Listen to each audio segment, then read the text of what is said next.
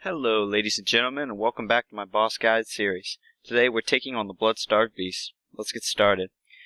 As you enter the fog gate, you'll notice the arena is narrow and deep, which makes you easy prey for the boss. But there are two areas that serve as safe havens for running away and using items. Those are the rectangular area at the far end, and the spaces in between the columns and the wall. Run to these spots to heal. These spots are important for when he begins to use poison later on in the battle. When attacking, my strategy is to flank him by luring his right-handed slap or his long combo and then retaliating accordingly.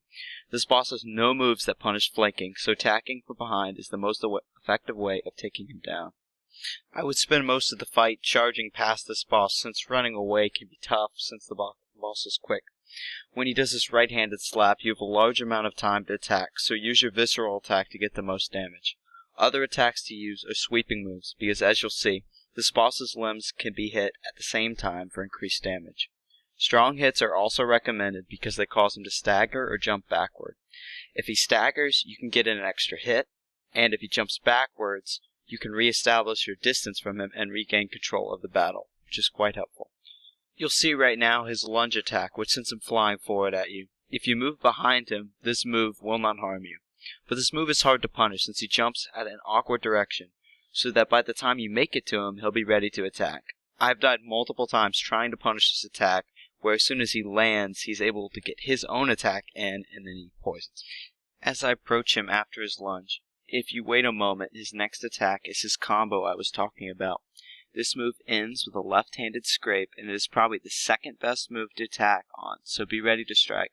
This combo has good range, so make sure to memorize the ideal distance to have in order to time a hit in.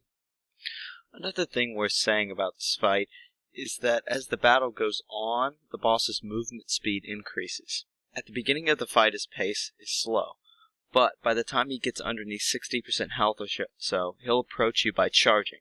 Just be ready to charge at him to flank, because if you stay in front of him, he'll have the advantage.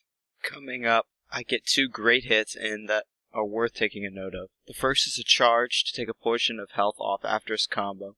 The second is a visceral attack after a single sweep move. These two moves should provide you with an abundance of chances to attack and take down this boss. By the way, there's nothing wrong with your sound. This video file was corrupted somehow and all I could salvage was video footage. My apologies. To finish this video, let's discuss his poison status. The usage of poison here makes this somewhat challenging boss more formidable. Make sure to have an antidote or two ready just in case, and equip armor high on poison resistance. His attacks are imbued with poison first, then later in the fight, around where he's at in the video, he surrounds himself in a toxic cloud. He will stop to do this, so give him some space, because the poison blast can kill you or poison you. Once he poisons himself, even walking in his footsteps will cause your meter to go up. And because he moves quickly now, it's tough to distance yourself from his own filth. That's why you should run at an angle to avoid him. Do not retreat straight back, or he may grapple you. Or you may poison yourself by walking in his footsteps. Juke around the pillars to slow him down. Have you ever seen a rabbit run away?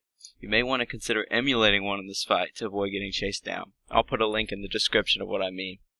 In all, if you can keep your cool during this last phase, you have no need to worry. The problem is that in the moment your heart rate spikes and you may sweat profusely. It's expected. I've been there. Take a few deep breaths in the far end of the arena if you need a few moments to avoid a heart attack. I've got a lot of boss videos coming out this week, so subscribe and be sure to comment if you would like. I always respond to comments. The rest of this footage is just me exercising extreme caution in the face of anxiety. This boss really shook me up, but you better believe I felt relieved when I finally took him down. See y'all later. Make your day excellent. Peace out.